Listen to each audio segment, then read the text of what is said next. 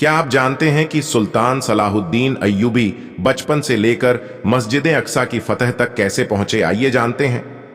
Salahuddin Ayyubi पैदाइशी किसी सरदार या किसी गवर्नर के बेटे नहीं थे, बल्कि जंगी सल्तनत के एक खादिम के बेटे थे, जिनका नाम नजमुद्दीन अय्यूबी था।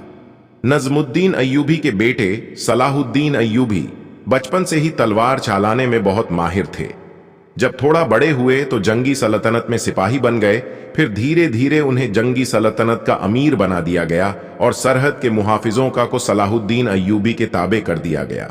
उन्हीं सरहद के मुहाफिजों को साथ लेकर सलाहुद्दीन अय्यूबी सलेबियों को हर जंग में शिकस्त देते थे।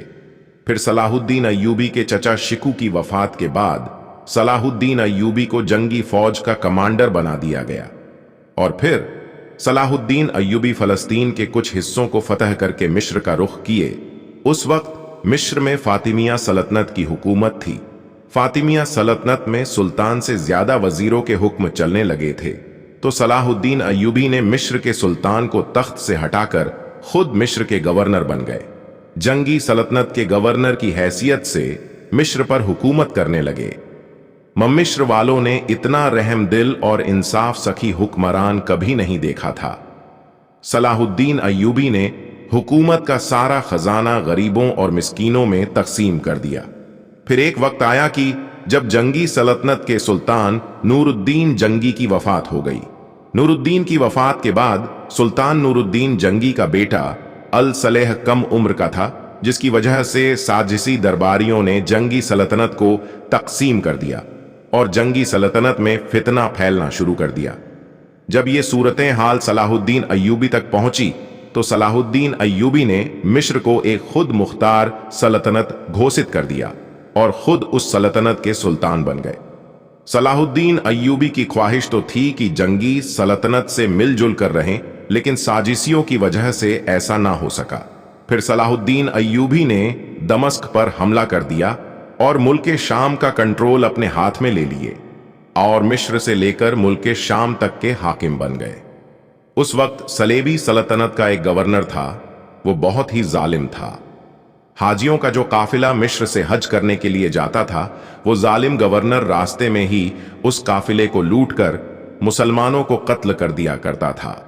फिर एक बार ऐसा हुआ कि मिस्र से निकलने वाले एक काफिले में सुल्तान सलाहुद्दीन अय्यूबी की बहन भी थी। सुल्तान सलाहुद्दीन अय्यूबी की बहन जैसे तैसे करके उन जालिम सलेबियों से बचकर सुल्तान सलाहुद्दीन अय्यूबी तक पहुंच गई। जब काफिले की सूरतें हाल सुल्तान को बताईं तो सुल्तान को बहुत गुस्सा आया और सुल्तान ने कसम खाई कि जब तक उस जालिम हुक्मरान को जहन्नुम ना भेज दूं तब तक सुकून से नहीं बैठूंगा। सलाहुद्दीन अय्यूबी ने सलेबियों से जंग का ऐलान कर दिया। इस जंग के लिए हत्तीन नाम का मैदान चुना गया। हत्तीन की लड़ाई में सलेबियों को बुरी तरह हार हुई और उस जालिम सलेबी गवर्नर और यरूशलेम के हकीम समेत सैकड़ों सलेबी सिपाहियों को कैदी बना लिया गया। सलेबी सिपाहियों का प्यास की वजह से बुरा हाल था। सुल्तान ने सलेबियों को पानी पिलाया और उस जालिम गवर्नर के गर्दन पर सुल्तान ने तलवार से ऐसा मारा कि उसकी गर्दन से खून का फव्वारा निकलने लगा। अल कुद्स का हकीम सुल्तान की कैद में था, तो सुल्तान अल कुद्स पर चढ़ाई करने की तैयारी करने लगे। फिर जंग शुरू हुई जो तकरीबन एक हफ्ते तक चली। जब सलेबियों को एहसास हो गया कि हम ये जंग मुसलमानों से नहीं जीत सकते, तो सलेबियों ने सुल्तान की रहमदिली को पुकारा।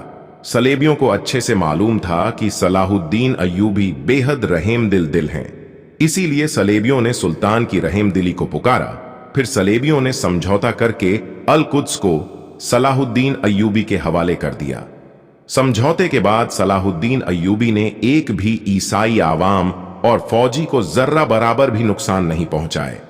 एक बात और बताता चलूं कि जब सलेबियों ने अल कुद्स पर कब्जा किया था तो एक दिन में 70,000 से ज्यादा मुसलमानों को कत्ल किया था, लेकिन सलाहुद्दीन अय्यूबी की रहमदिली ने किसी भी ईसाई को जरा सा भी नुकसान नहीं पहुंचाया